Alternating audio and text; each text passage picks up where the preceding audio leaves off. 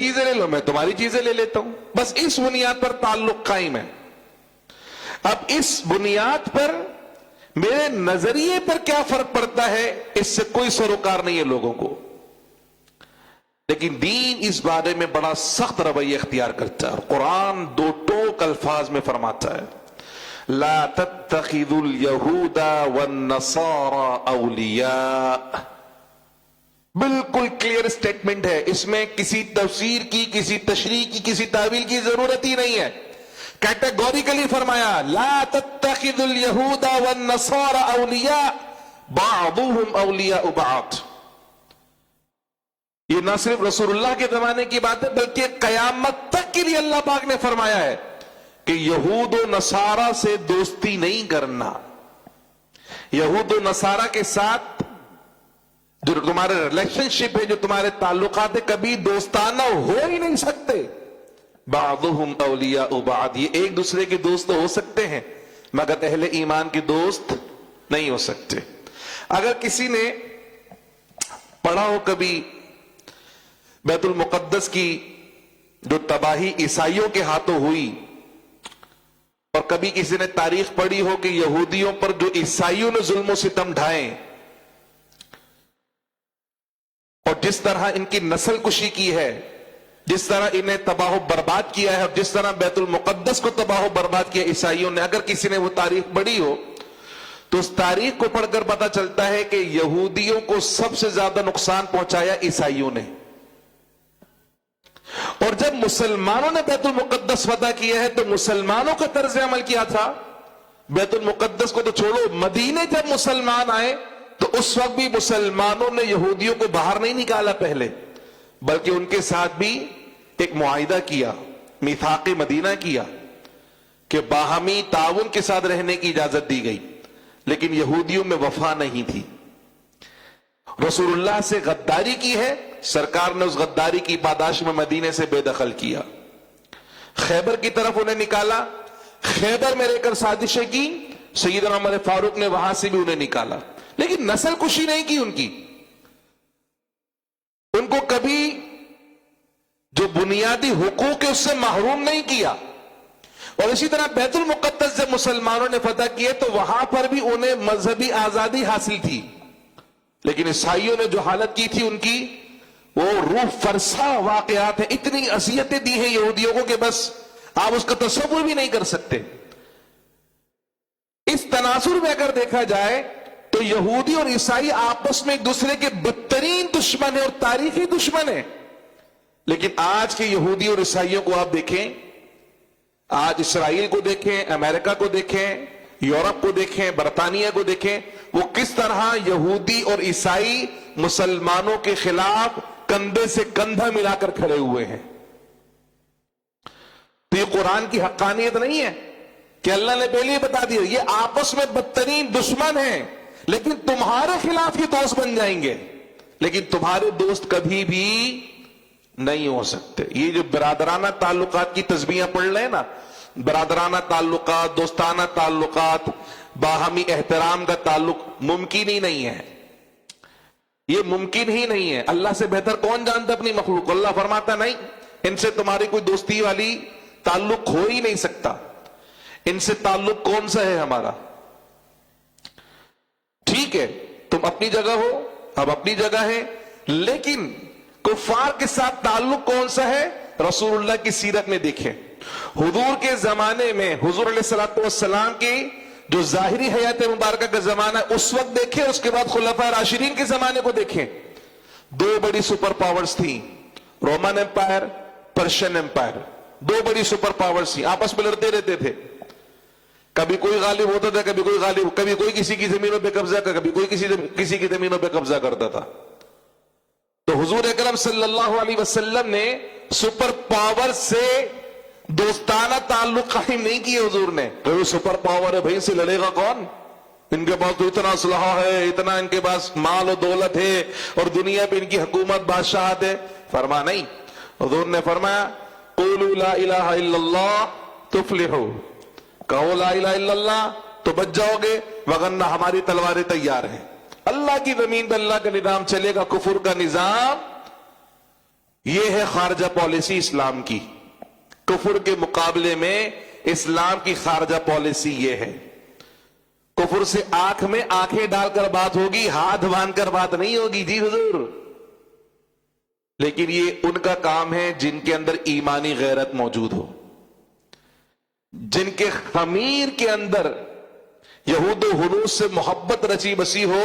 وہ کبھی ان کی آنکھوں میں آنکھیں ڈال کے بات نہیں کر سکتے.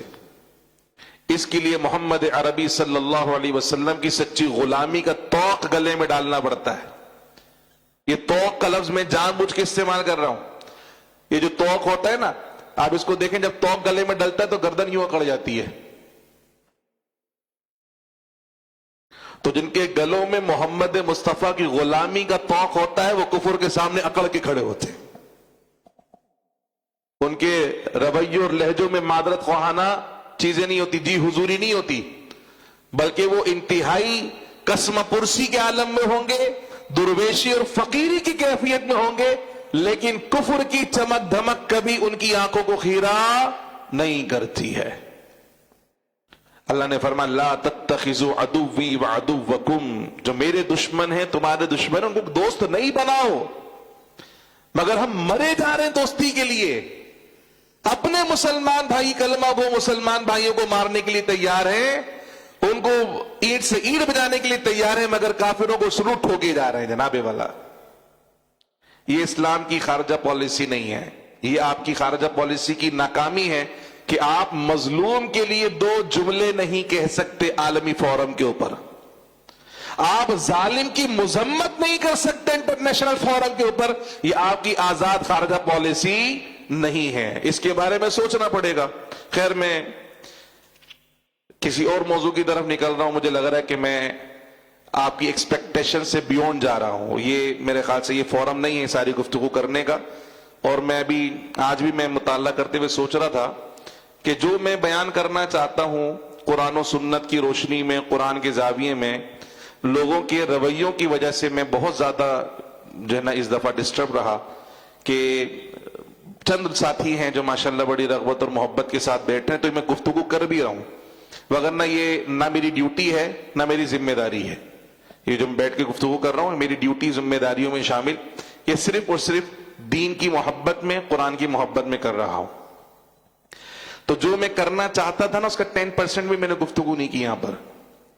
جو قرآن کا سیاسی نظام ہے, جو قرآن کا معاشی نظام ہے, جو قرآن مجید فرقان حمید کا تعلیمی نظام ہے, جو قرآن کا ایڈمنسٹریٹو پروسیجر ہے, جو قرآن کی لیجسلیشن کی ساری کی ساری تفصیلات ہیں, کچھ بھی کلام نہیں کیا میں نے. وہ اس لیے کہ مجھے لگتا ہے کہ یہاں پر یہ ساری گفتگو کرنے سننے والے لوگ موجود نہیں ہیں. یہ ساری گفتگو کروں گا تو وہ ویسی عالمگیر کا صحن ماشاءاللہ کھلا ڈلا ہے, ساری گفتگو ہوا میں تحلیل ہو جائے گی. جن کو میں سنانا چاہتا ہوں, جن سے میں کچھ ایکسپیکٹ کرتا ہوں, ان تک بات پہنچے گی نہیں, چونکہ وہ سننے کے لیے تیار نہیں ہے.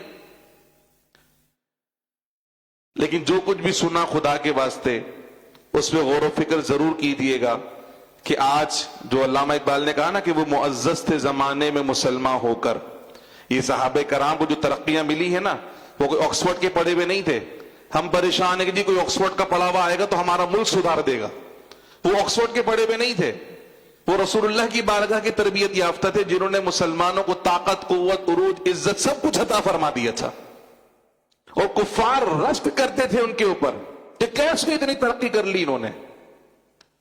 آج بھی اگر ہم رسول اللہ صلی اللہ علیہ وسلم کی بارگاہ میں اگر ہم اپنی عقیدتیں, محبتیں نچھاور کریں اور لامحدود وفاداری کا تعلق سرکار سے قائم کریں نا, یقین جانیے عزت, ترقی, کامیابی آج بھی ہمارا رستہ دیکھ رہی ہے. اللہ پاک ہمیں جذبے عطا فرما دے اور ہم سب کو پیارے آقا صلی اللہ علیہ وسلم سے لامحدود وفاداری نصیب فرمائے. اچھا جی, یہ سوالات ہیں کچھ, ان کے سوال سن لیں. تہجد کی نماز کے لیے سونا ضروری ہے یا نہیں؟ یہ ایک بڑا عمومی سوال ہے. دیکھیں حضور اکرم صلی اللہ علیہ وسلم کا طرز عمل کیا تھا, اس کو سمجھنے کی کوشش کیجیے. پیارے آقا صلی اللہ علیہ وسلم کی سنت طریقہ یہ تھا کہ آپ صلی اللہ علیہ وسلم نماز عشاء پڑھ کر جلدی سو جاتے تھے. اور پھر رات کے آخری پہر سرکار بیدار ہوتے تھے اور پیارے آقا صلی اللہ علیہ وسلم نوافل پڑھتے تھے جنہیں تہجد کہا جاتا ہے، اور ساتھ میں وتر بھی پڑھتے تھے۔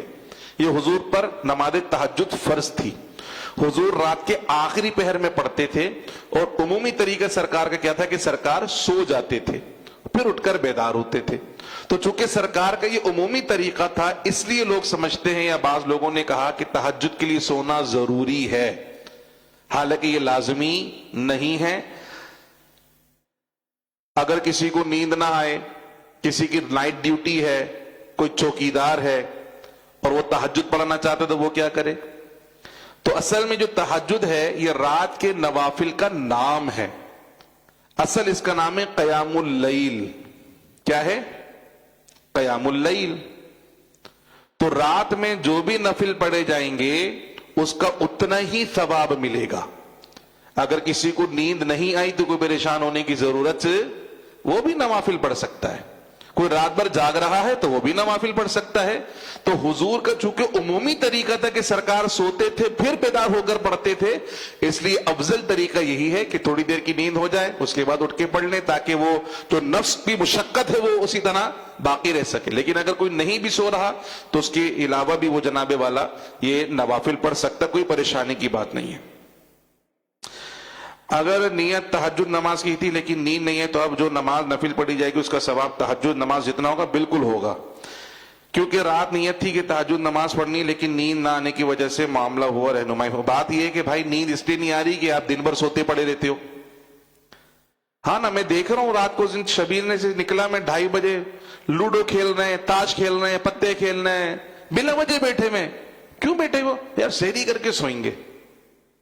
تو یہ جو آپ رات میں حرکتیں کر رہے ہو یہ کوئی عبادت کر رہے ہو آپ؟ اس سے اچھا تو سو جاتے آپ، گناہ کے کام تو نہ کرتے۔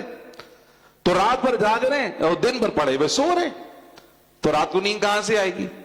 یہ ہمارے ماشاءاللہ معتکف بھائیوں کا بھی ماشاءاللہ شیڈول ایسے ہی ہوتا ہے، فجر کے بعد بھی سو رہے ہیں ماشاءاللہ، ظہر کے بعد تھوڑی دیر نشست ہوئی پھر سو گئے ماشاءاللہ 2 گھنٹے، عصر کے بعد بھی لمبے پڑے ہوئے، مغرب کے بعد بھی افطار کری لمبے پڑے ہوئے، اٹھاؤ تب افطار کا ٹائم ہو گیا، تراویح کا ٹائم ہو گیا، اور ابھی دیکھو پھر لمبے پڑے ہوئے ماشاءاللہ۔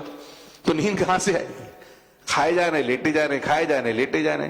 تو جب دن میں اتنا سو جاؤ گے تو رات میں نیند، آپ نے اپنا خود شیڈول ڈسٹرب کیا ہے۔ تو خیر سونا شرط نہیں ہے، اس کے بغیر بھی نوافل پڑھے جا سکتے ہیں۔ اگر غسل فرض تھا اور صرف ایک ہی بالٹی پانی میسر ہو اور اس میں ہاتھ ڈال دیا جائے تو کیا پانی پاک رہے گا؟ اگر نہیں تو اس صورتحال میں کیا کیا جائے؟ دیکھیں، اگر ناپاک شخص جس پہ غسل فرض تھا اس نے پانی میں ہاتھ ڈال دیا تو وہ پانی ناپاک نہیں ہوتا بلکہ مائع مستعمل بن جاتا ہے، اس کو کہتے ہیں استعمال شدہ پانی۔ تو اس سے دیگر کام تو کر سکتے مگر پاکی حاصل نہیں کر سکتے۔ اب صرف ایک ہی بالٹی پانی تھا غسل خانے میں، اور بالٹی اور پانی نہیں ہے تو آواز لگا کر کسی سے پانی مانگ لیں، کبھی پانی دے دو، پانی میسر آ جائے گا۔ نہیں تو فی الحال تیمم کریں، تیمم کر کے باہر نکلیں اور پانی کا بندوبست کریں۔ پانی کم تھا نا، ایک بالٹی پانی میسر تھا تو کپڑے پہنے دوبارہ باہر نکلیں، پانی لے کر آ جائیں، کوئی پریشانی کی بات تھوڑی ہے۔ آپ شہر کے اندر ہیں، پانی کا بندوبست آرام سے ہو سکتا ہے، پانی کا بندوبست کر کر غسل کرنا پڑے گا، اس کے علاوہ کوئی دوسرا تیسرا چارہ کار نہیں ہے۔ اور اگر بالکل پانی ہے ہی نہیں، آپ لانڈھی میں رہتے ہیں اور آپ کے وہاں 4 دن تک پانی آتا ہی نہیں ہے، اور جناب والا آپ کے بورنگ بھی سوکھ گئی ہے اور ٹینک میں بھی پانی نہیں ہے، تو بھی آپ کو پانی مل جائے گا دکان سے۔ آپ جائیں آرو پلانٹ والے کے پاس، اس سے پانی لیں۔ دیکھو جب بھی 1 میل آگے 1 میل پیچھے، 1 میل دائیں 1 میل بائیں، چاروں جانب کہیں نہ کہیں پانی ملنے کی امید ہو، اس وقت تک پانی سے ہی غسل کرنا پڑے گا، تیمم کرنے کی اجازت تو آپ کو پانی مل جائے گا، اس میں کوئی پریشان ہونے کی بات نہیں ہے۔ پانی لیں اور اس کے بعد تیمم کریں، غسل کریں۔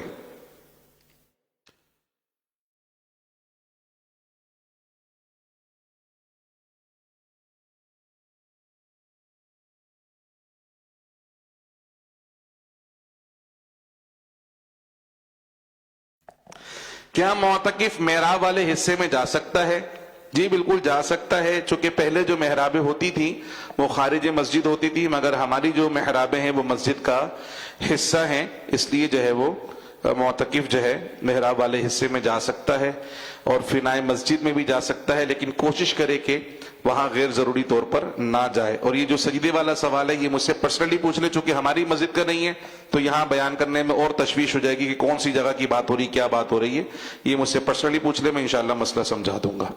حسبی ربی جل اللہ ما فی قلبی غیر اللہ نور محمد صلی اللہ لا الہ الا اللہ لا الہ الا اللہ لا الہ الا اللہ لا الہ الا اللہ لا الہ الا اللہ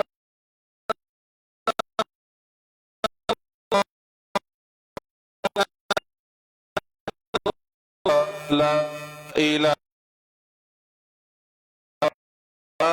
الہ اول و آخر ہے اللہ، ظاہر و باطن ہے اللہ، حافظ و ناصر ہے اللہ، لا الہ الا اللہ لا الہ الا اللہ لا الہ۔ کھل جائیں در جنت کے، دوزخ کی سب آگ بجھے، دل سے کوئی ایک بار کہے لا الہ الا اللہ لا الہ الا اللہ لا الہ الا اللہ محمد رسول اللہ صلی اللہ تعالی علیہ وسلم۔ آمین۔ الحمد للہ رب العالمین والصلاة والسلام على رسول الكریم۔ اللہم ربنا آتنا فی الدنیا حسنة وفی الآخرة حسنة وقنا عذاب النار وادخلنا الجنة مع الابرار یا عزیز یا غفار یا رب العالمین۔ اے پاک پروردگار ہم سب کی اعزازانہ حاضری اپنی بارگاہ میں قبول فرما۔ اے میرے مولا نور قرآن سے ہمارے سینوں کو منور فرما، ہمیں پیارے آقا سے لامحدود وفاداری کے جذبے عطا فرما، پیارے آقا کی عزت ناموس کرنے والا ہونا اور حضور کی عزت و ناموس کی خاطر ہر شے قربان کرنے کا جذبہ ہمیں نصیب فرما دے۔ الہ العالمین، جہاں جہاں مسلمانوں کے خلاف سازشیں ہو رہی ہیں میرے مولا ان سازشوں کو نیست و نابود فرما دے، عالم اسلام کو عالم کفر کے خلاف متحد اور متفق فرما دے، مسلمانوں کو طاقت قوت عروج عطا فرما دے۔ الہ العالمین، مسلمانوں کا بول بالا بلا فرما، مجاہدین اسلام کو فتح و نصرت عطا فرما۔ الہ العالمین، جتنے مسلمان بھائی بزرگ بچے بہنیں بیمار ہیں سبھی کو اپنے کرم سے شفا یاب فرما، صحت و تندرستی نصیب فرما۔ سمعنا واطعنا غفرانک ربنا والیک المصیر۔ قال اللہ تبارک وتعالی فی شان حبیبہ ان اللہ وملائکتہ یصلون علی النبی یا ایھا الذین آمنوا صلوا علیہ وسلموا تسلیما۔ اللہم صل علی سیدنا محمد وعلی آل سیدنا محمد وبارک وسلم۔ سبحان ربک رب العزة عما یصفون وسلام علی المرسلین والحمد للہ رب العالمین۔ آمین۔